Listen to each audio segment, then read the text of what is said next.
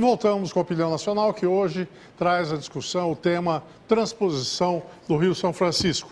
Silvia, como é que são os nossos telespectadores? Já estão se manifestando?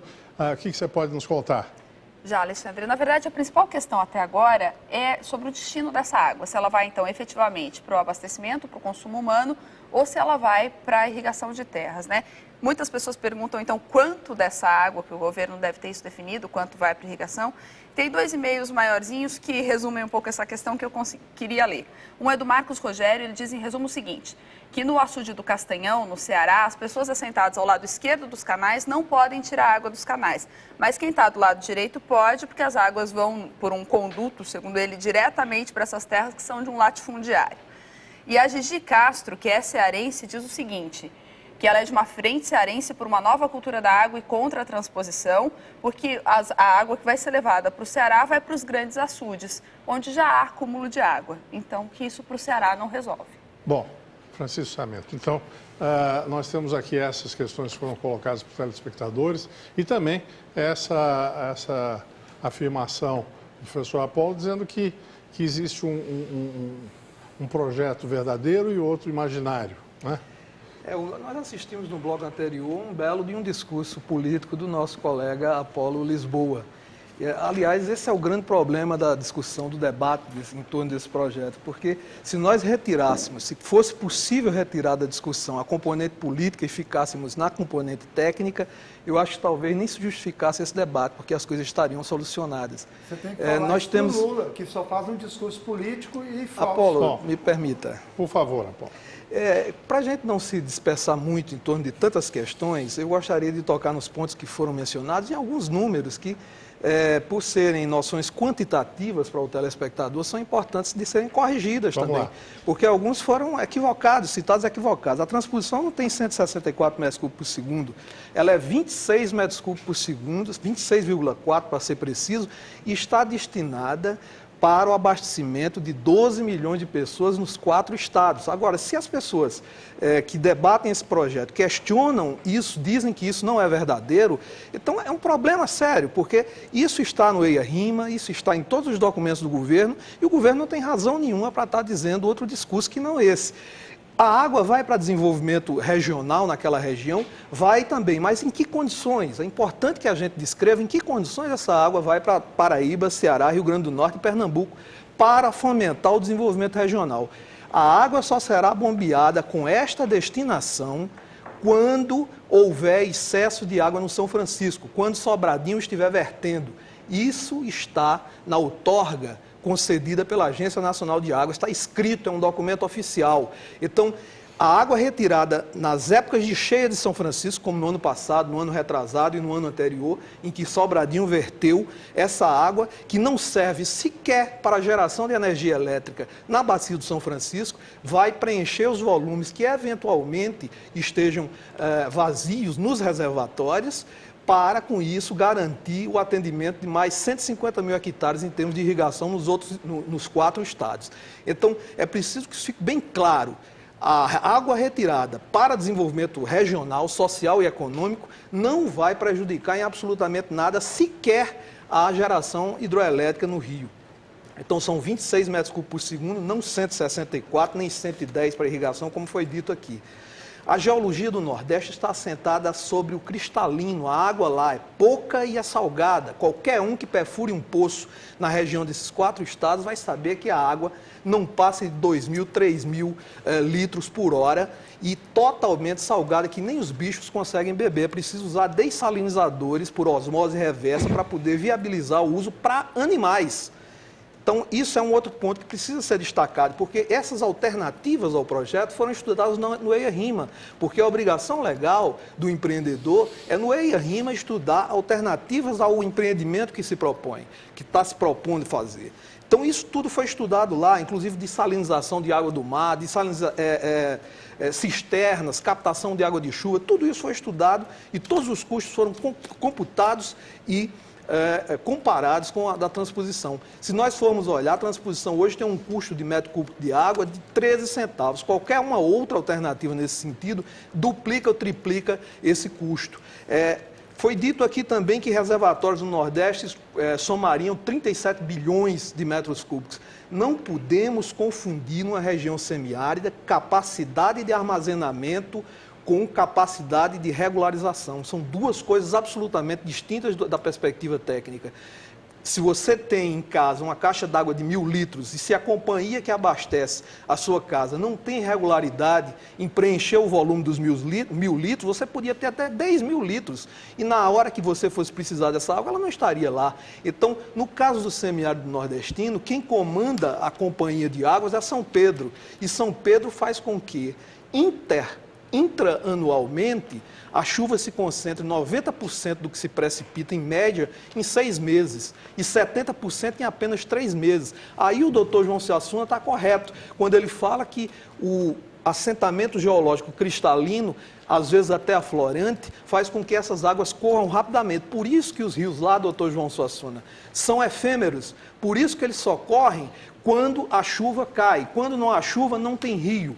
E o Jaguaribe já foi conhecido como o maior rio seco do mundo. Então não adianta você ter uma caixa d'água de 10, 20, 30 bilhões de metros cúbicos se você não tem regularidade no preenchimento desse volume de 10, 20, 30 bilhões de metros cúbicos. Se nós confundirmos o clima do semiárido com o clima temperado, como a região paulistana, por exemplo, nós estaríamos cometendo um absurdo da perspectiva técnica. Dizer que a Paraíba tem 32 metros cúbicos por segundo e que só utiliza 21 é não conhecer, por exemplo, Campina Grande, que tem 400 mil habitantes e que não tem água em determinados anos sequer para o abastecimento humano, quiçá para desenvolvimento regional. E no ano de 1999, na última grande seca daquela região, o que é que aconteceu? O açude veio a exibir um armazenamento na ordem de 10%. A economia de 9 municípios que ladeiam, que são contíguos ao lago da barragem de 530 milhões de metros cúbicos, ficou anulada, zerada, as pessoas migraram.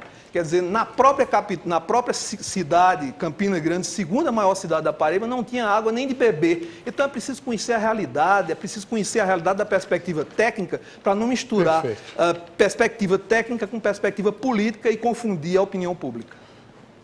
Doutor Paulo Souto, como é que o senhor reage a essa visão de que há um discurso político que está turvando uma visão técnica? Não, pelo menos eu não acho nada demais que tenha discurso político, porque esse problema também é um problema essencialmente político que afeta uma grande população. Mas eu, por exemplo, eu preferi outro caminho e cada um tem as suas tendências. Agora eu quero fazer realmente alguns reparos. É preciso primeiro desmistificar essa ideia de que é uma fração insignificante d'água.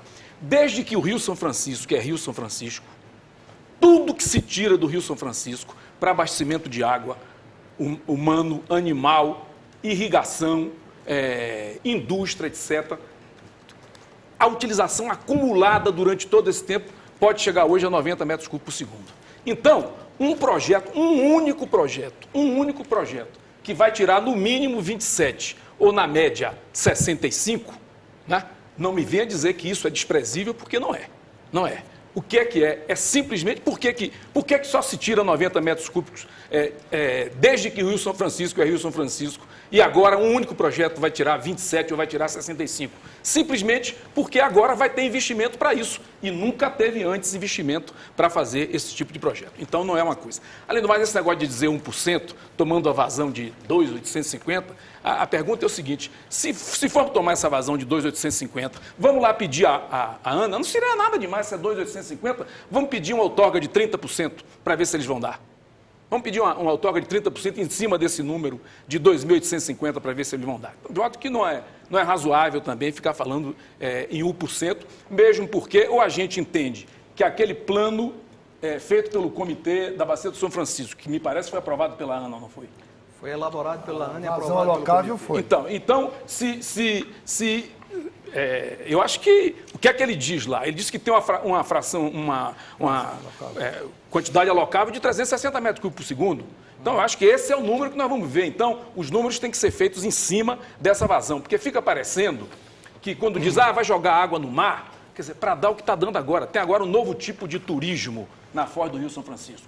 e as pessoas caminhando em cima do leito, tirando fotografia, feito eu vi alguma vez aí, semana passada apareceu isso, naqueles enormes bancos de areia, feito um tipo de turismo que, a nosso ver, não tem nada de ecológico, não tem nada de ecológico. Então, é preciso ver e quero voltar a insistir na questão da irrigação.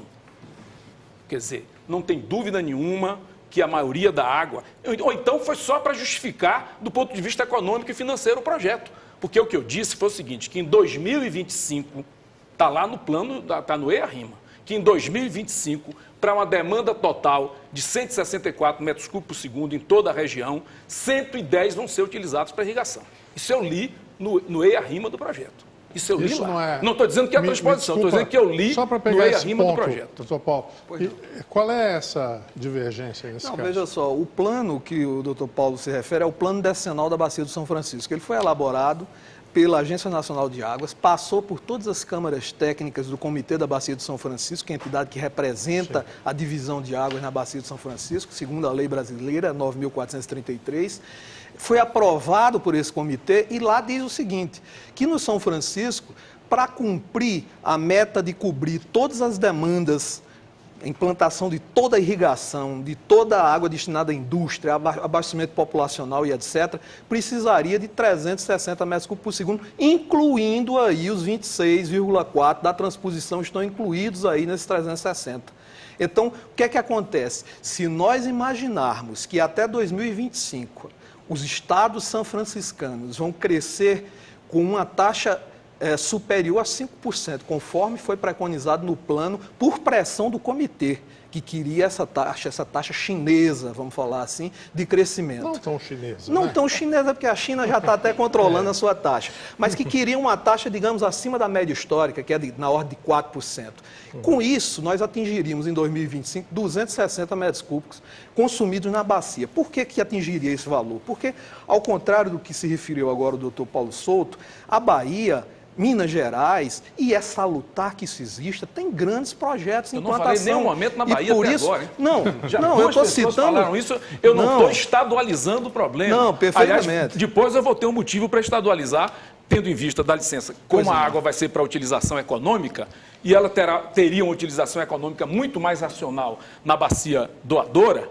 Então, quando você tira a água dessa forma, você está fazendo simplesmente o seguinte, impõe uma restrição ao desenvolvimento futuro do Estado. Mas em que prazo, doutor Paulo? Esse é que é o problema. Quer dizer, nós não podemos fazer reserva de água. Uma coisa é outorga de água. Reserva de água é aquela que você diz, essa água é minha, ninguém tasca, como se o São Francisco depois que tira, não fosse não volta nação mais. brasileira. O São Francisco é um rio federal. Pertence os direitos de uso dessa água a qualquer cidadão brasileiro, nasça ele em território são franciscano ou fora dele. Se eu fosse tomar esse raciocínio, eu ia dizer que os afluentes do São Francisco são mineiros e são baianos. A definição da lei é muito clara. A lei define muito claramente o que é um rio federal e o que é um rio estadual. Agora, o senhor mencionou aí que um único projeto estaria tirando a maior vazão individual da Bacia do São Francisco. Não é verdade, porque nós podemos ter aqui Baixos do Irecê, 120 metros cúbicos por segundo, outorgado. Tem 10 anos que está parado porque o governo não fez investimento. Doutor Paulo, outorgado. Correntina, 210 metros cúbicos por segundo, Jaíba, 80, construído o projeto. Esses projetos se falam há 10 anos de não acontecer. Outorgados, Sim. mas estão outorgados, a água está reservada para eles. A água está reservada para eles. Ou seja, em resumo, segundo o próprio Comitê da Bacia do São Francisco, 360 metros cúbicos por segundo, incluindo os 26 da transposição, seria suficiente para cobrir toda a demanda do São Francisco e do semiárido setentrional até 2025. Muito bem. Nesse bloco, eu vou ter que fazer um intervalo. Nesse bloco, só falaram o professor Francisco Sarmento, o doutor Paulo Souto. No próximo bloco, os outros vão falar, claro. Opinião Nacional volta em um minutinho. Até lá.